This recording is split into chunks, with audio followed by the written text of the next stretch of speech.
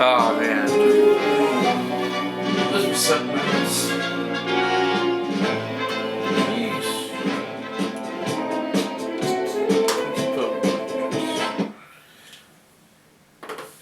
There's your movie for you. This is the Simple Review today. I'm STS here.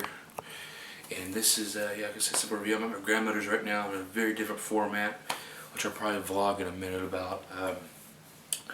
This movie right here is what we're going to talk about is a 1984, which it was confusing because I was going to watch Entourage, the movie, but I decided to, I want to watch something funny, but then again, I didn't get to watch much of it until I watched part of it last night, and I watched part of it today, the ending. And this is in 1984, which the first time I thought about this, well, this is a 1984, like, spacey, goofy comedy. And it holds a 10% rating in the Rotten Tomatoes, but it made a box office success though. But this is the 1984's The Ice Pirates, which I was in the background, and this was pretty. I mean, it was I enjoy. I mean, from choosing this over Entourage just to watch. I mean, I knew the only thing good about Entourage is that Entourage. I'm a huge fan about it. I'm a huge fan of the show.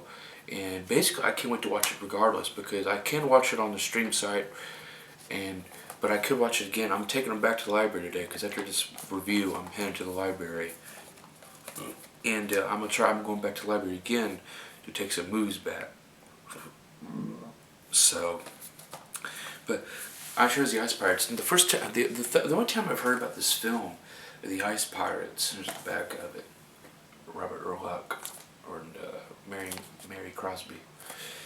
The only time I thought about this, knew about this film was my dad was watching it, and I thought, I didn't think of nothing then. It was one of those films that found it, and also Anderson's Library had it. I'm like, there were so many movies I was looking around, and it said The Ice Pirates, and I'm like,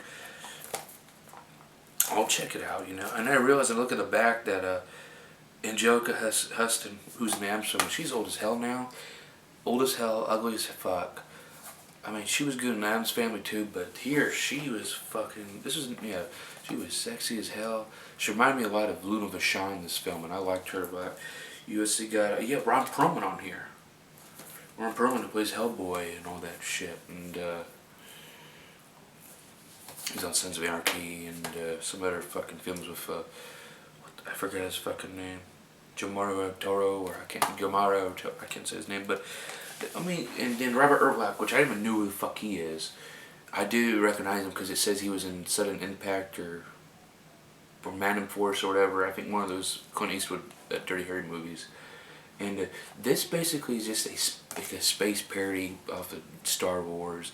And I mean, it's basically I have to see the plot here because Since the film takes place in a distant future where water is so scarce and rationed that it's considered an immensely variable substance, both as a commodity and the currency of the ice cubes. The Templars of Mithra control the water, and they destroy worlds that have natural water, leaving the galaxy virtual dry. Pirates decide to dedicate their lives to raiding ships and looting ice from the cargo holds to make a living. Robert Urich is the leader of the band of the pirates that had raided the Empire cruiser for its ice. So basically, that's how it all starts. It's basically just the Templars of Mithra. It's a weird fucking thing. They got Templars in space as the main bad guys, which they are the main fucking. But they're fucking. It's just so dumb and funny. And it starts out with them going to a job. Going to go for the ship. And you got Ron Perlman, who's I forgot the names. I knew I had the names. He's Zeno. You got Maida, who's Anjelica, and then you got his friend Roscoe, who's played by Michael D. Roberts, and he makes robots. I mean, when there's robots in this, they help them out like androids, but every robot that they have is weak as shit. That's one thing that was sucky. But the good people had the shitty robots. I mean, there's what they would look like. One of them, I think, right there. And right on the next to it is the space herpy. That's everything else about this movie that I knew about was the space herpy reference. They talk about the space herpy.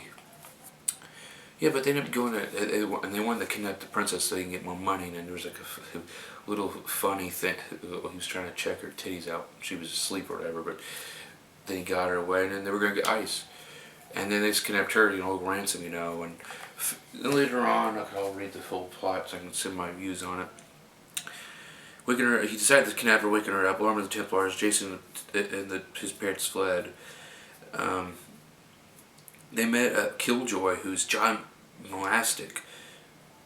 But they were captured during this kind of look like ice cube looking things. I don't know. And they were just carried away. And then they met Killjoy, who's played at John Matuszak. I can't say his name, but he's the guy who played Sloth and the Goonies. And obviously he was an ex-football player and stuff. He died early on. But he's pretending to be a monk to be a slave. Jason and Roscoe are sentenced to become slaves, a process which includes castration. Roscoe and Jason are spared castration by the princess, which the castration was weird, because that's the part where I saw the film for the very first time when my dad was watching it. He when they were in the little conveyor belt kind of thing, I thought they had their balls snipped off. I don't know what the hell it was, and then they look like, and the slaves for the servants for the princess and stuff were like these Barbie looking male with gray, bubbly, old ass hair, look like styrofoam hair. These weird number of negative symbol shirts, and then yes, ma'am, you're welcome, ma'am. Yeah, they talk like that. But the princess, who's played by Mary Crosby, she spares him and Jason, and was taking interest in Princess Karina, pursues them as slaves to work as servants during a party. That evening, they're reunited with Killjoy disguised as a robot. Jason, Karina, rescue and Killjoy, and Nanny manages to lead the planet before the Supreme Commander John Karen arrived to arrest her. Princess Karina is spoiled, and she's hired Jason to find her father, which is the other main plot thing, is they're searching for her father, which that ended up being which he was just an android, which basically on the film, one of the prisoners told Jason that she don't know their father. She's being celebrated, but she don't know that they killed her father, and they're just doing now. I don't know how it was. They killed her, but she's at some planet.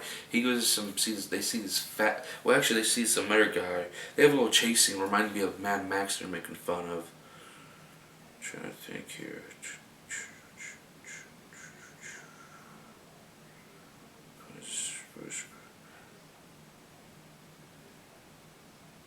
Yeah, it says the rumors discovered one, and the Templars were doing things in peril. On their next planet, they get renowned at the planets, and they proceed to the lost planet, which is supposedly the seventh world, which I think is Earth.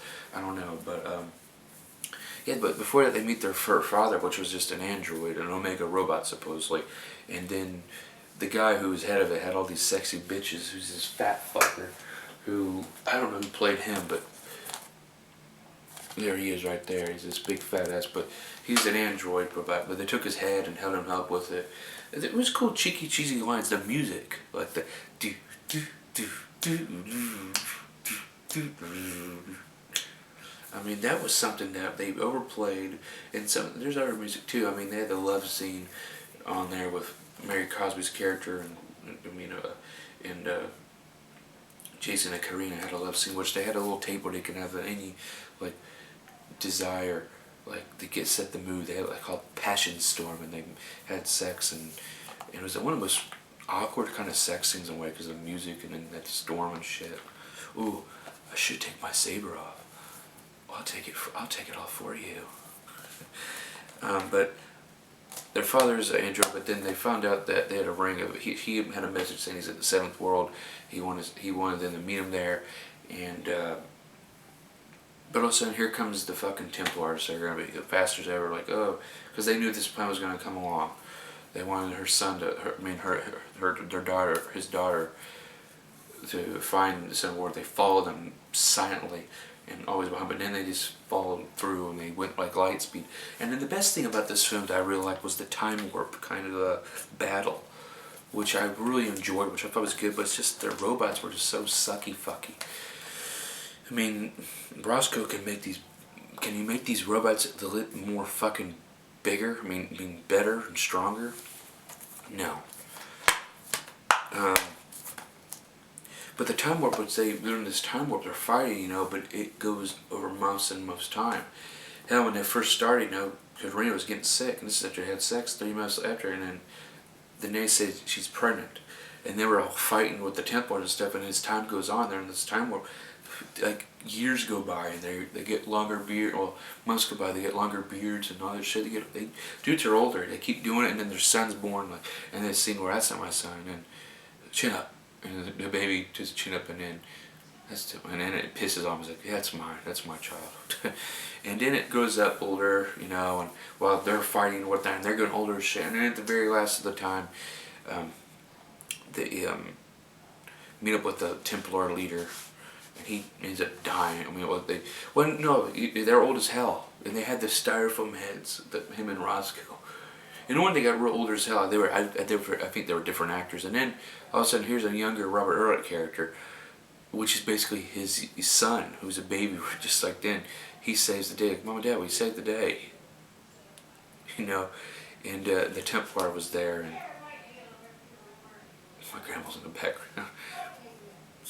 But that was the end of the story. They did time warp, and then that was the ending.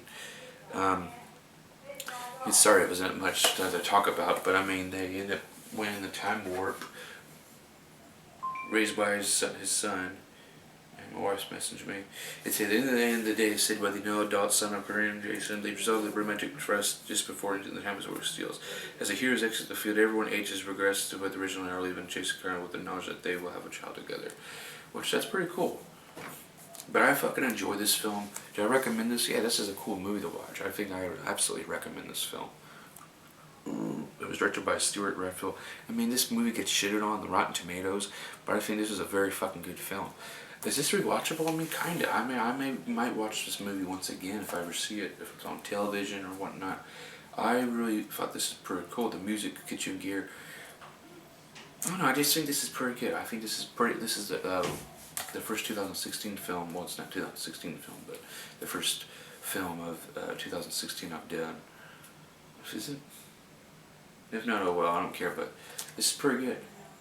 And I hope you guys enjoy it. That's The Ice Pirates. That's 1984. This is another simple review of STS, and we'll see you for another one. I should have 2 of them coming up soon.